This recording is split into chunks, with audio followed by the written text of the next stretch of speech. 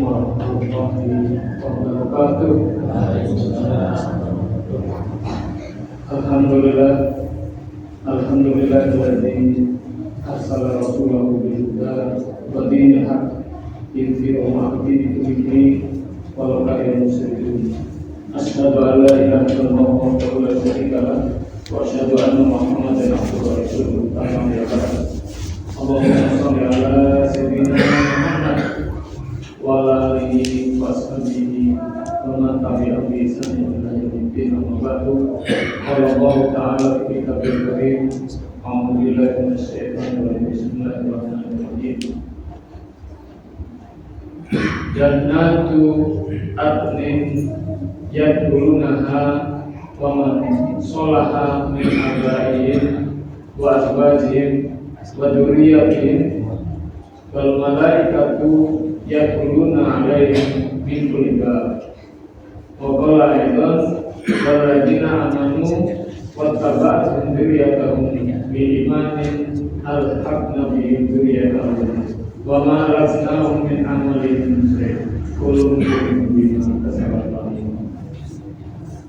Bapak-bapak, ibu-ibu, alhamdulillah, tentu saja kita memuji Allah Subhanahu wa taala. Alhamdulillah, hari ini kita bisa menunaikan pertemuan kembali. Yang pertemuan ini adalah pertemuan yang ketiga dan mudah-mudahan mendapatkan rahmat dari Allah Subhanahu wa taala. Dan kita tergolong sebagaimana Rasulullah SAW mengajarkan, jika kamu mendapati taman-taman surga, maka duduklah kamu di sana. Apa itu riyadil jannah ya Rasulullah? Apa itu taman-taman surga? Majelis-majelis tinggi. Saat orang bertemu, berkumpul dan mengingatku, maka itulah taman-taman surga. Jika kamu dapati itu, maka duduklah kamu bersama. Maka hari ini kita duduk di taman-taman surga yang Allah Subhanahu wa taala. Alhamdulillah. Dan spirit dari Allah Subhanahu wa taala itu generasi robbani. Generasi robbani itu generasi yang tu'allimuna kitab wa bima kuntum tadrusun. Kamu mengajarkan Al-Quran dan kamu mau belajar tentang Al-Quran. Ini robbaniyina bima kuntum tu'allimuna kitab wa bima kuntum tadrusun. Disebabkan kamu menjadi generasi robbani, maka kamu mengajarkan Al-Quran dan kamu mau belajar tentang Al-Quran. Kenapa kita mesti belajar Al-Quran? Ya dalam rangka menjadi generasi robbani, bukan generasi syaitan. Lawan daripada generasi robbani itu adalah generasi syaitan. Terus belajar tentang Al-Quran, mendalami tentang Al-Quran, itu jalan menuju surga. Jalan menuju surga. Thariq ila jannah, jalan menuju surga. Dan kemudian belajar tentang Al-Quran ini syafi'an li ashabi, itu akan menjadi syafaat bagi ashabnya, bagi orang yang akrab dengan Al-Quran.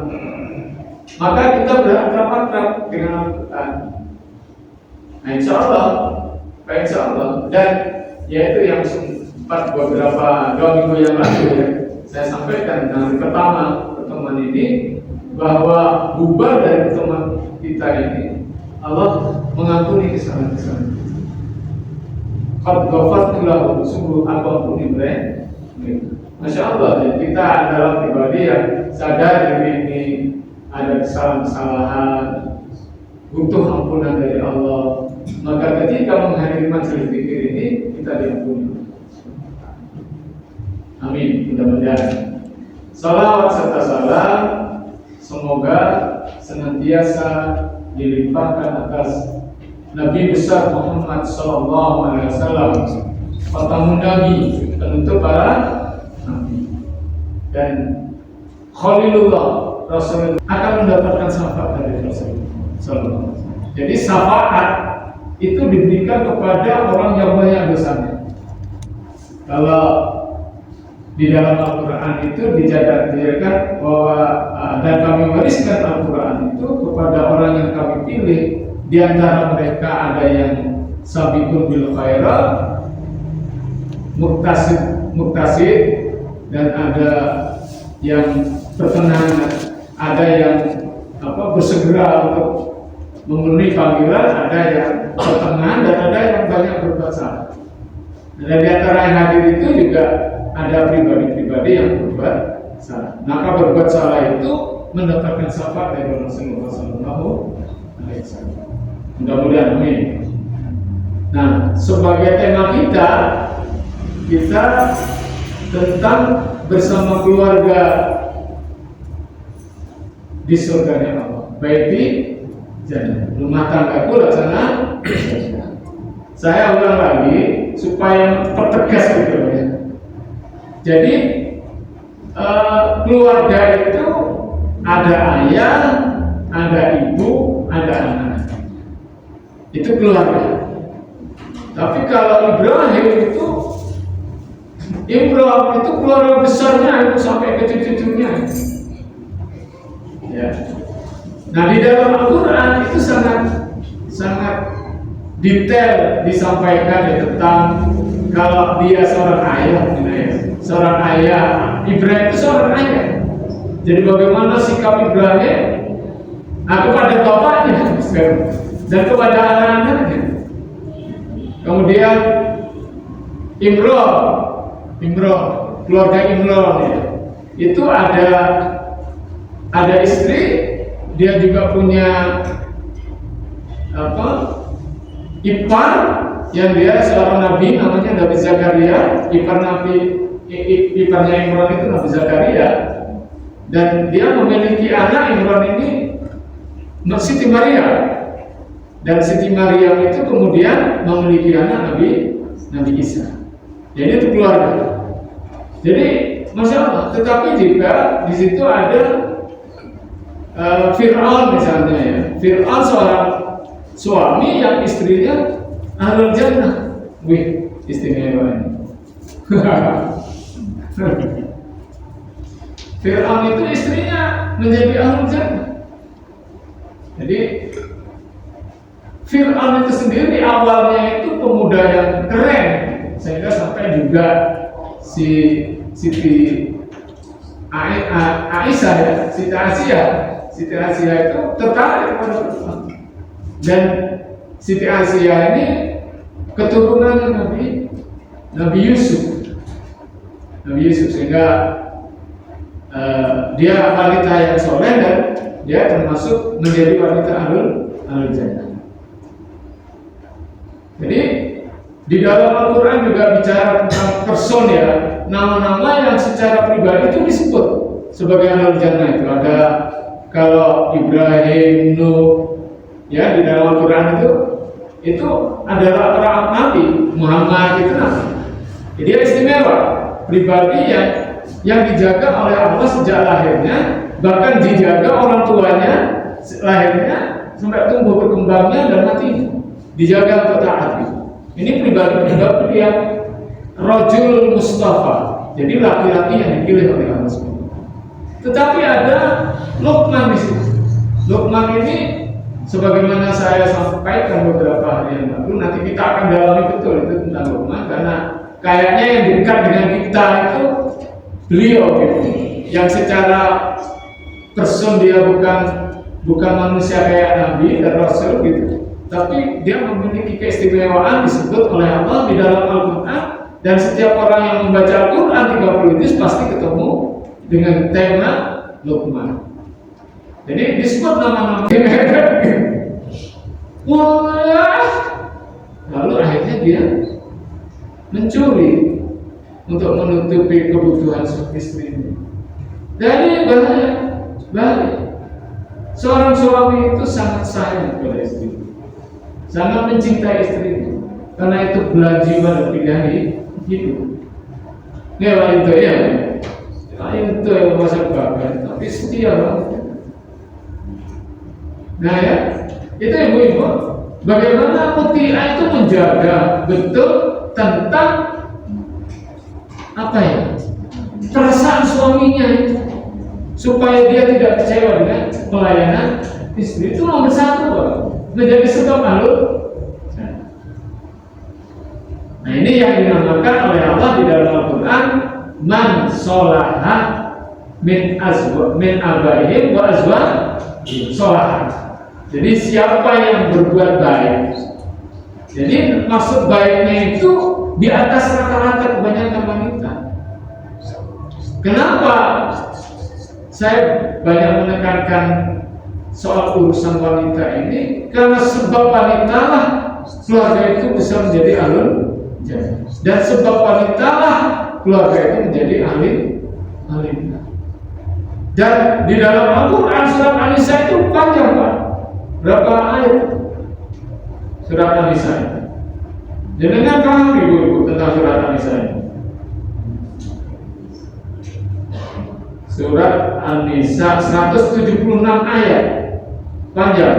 Jadi terpanjang ketiga setelah surat Al-Baqarah, Ali Imran. Jadi surat Al-Baqarah itu panjangnya 286 ayat. Kalau surat Ali Imran 200 ayat, An-Nisa 176. Baru setelah itu surat Al-Maidah. Al-Maidah itu hidangan makan istilahnya. Oh, asik pokoknya asik.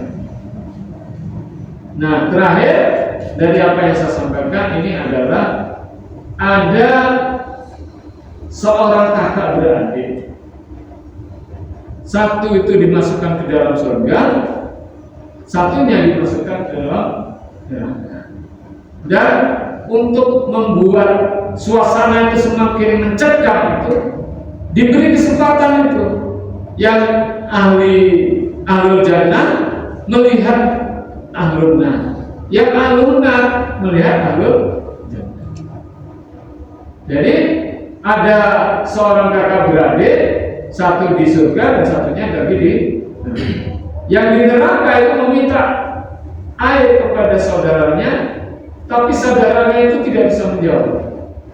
Dan dia harus menunggu apakah diizini oleh Allah untuk memberikan minum saudaranya yang di neraka itu, menunggu waktu selama 40 tahun.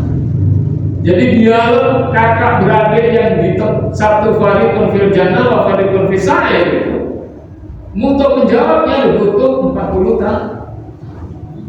Masa yang sangat lama. Wa nada ashabun nari ashabul jannah, dan menyeru ahlul nar kepada ahlul jannah. An afidu alaina minal ma'i aw mimma razaqnakum aw mimma razaqakumullah. Berilah aku sebagian air atau apa yang dirizkikan Allah kepadamu. Kata si ahli nar. Kalau dari setelah 40 tahun itu baru dia menjawab, innallaha harramahuma al-kafirin. Allah haramkan bagi orang yang kafir. Jadi kalau saudara ini beda keyakinan, seperti kita kalau melihat itu ada rumah tangga yang situ Islam, situ masalah alhamdulillah dari ya. Nah, ini bapak ibu, mari kita selamatkan semua. Bagaimana kita yakinkan bahwa suami itu soleh, istri itu juga soleh, dan anak-anak kita juga soleh. Nah, bagaimana dia agar bersama ke surga Allah Subhanahu Wa Taala? Insya Allah pada pertemuan berikut. Yang pertama itu Bu ya.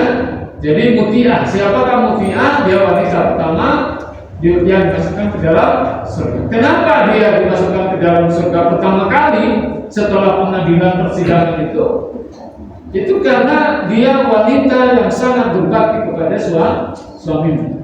Dia tidak lihat penderitaan apa sebagai seorang istri, nggak melihat itu. Tapi yang dia tahu fokus bagaimana membuat suaminya merasa nyaman dengan pelayanan. Dan yang kedua, persaudaraan itu al-ahillah yauma idin ba'du ibadatuh. Persaudaraan pada hari kiamat nanti sebagian yang lain dengan sebagian yang lainnya saling bermusuh. Orang mukmin akan memusuhi orang yang kafir. Kalau seandainya suaminya mukmin, istrinya kafir, maka suaminya akan memusuhi istri. Kalau seandainya persaudaraan di antara anak-anak kita itu yang satu mukmin, satunya kafir, maka yang mukmin akan memusuhi illa muttaqin, jadi orang yang bertakwa. Jadi kalau nanti bertakwa seorang ayah dan ibu dan anak-anaknya, walladzina amanu wa tabbahum dzurriyyatahum biimanin alhaqna bihim dzurriyyatahum. Dan orang-orang yang beriman dan diikuti keimanan mereka dengan anak-anak mereka dengan iman, aku pertemukan mereka di dalam surga. Ini saya kira yang bisa saya sampaikan pada pertemuan ini, yang sedikit-sedikit mudah-mudahan sangat bermanfaat bagi jelasnya bagaimana kita harus meraih surga di Allah SWT. Kalau mungkin masih ada waktu berapa saat ini? 5 menit. 5 menit, barangkali ada ibu atau ada yang bertanya bapak-bapak. Silakan. Kalau enggak, WA aja bisa juga. Ya,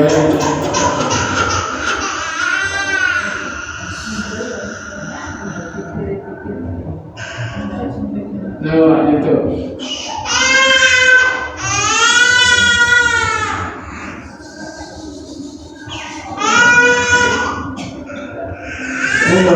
Bisa ambil PA saya.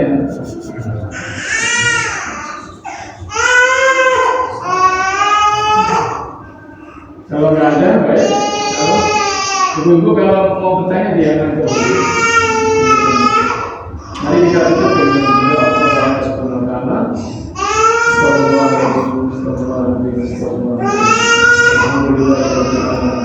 Allahumma sholli ala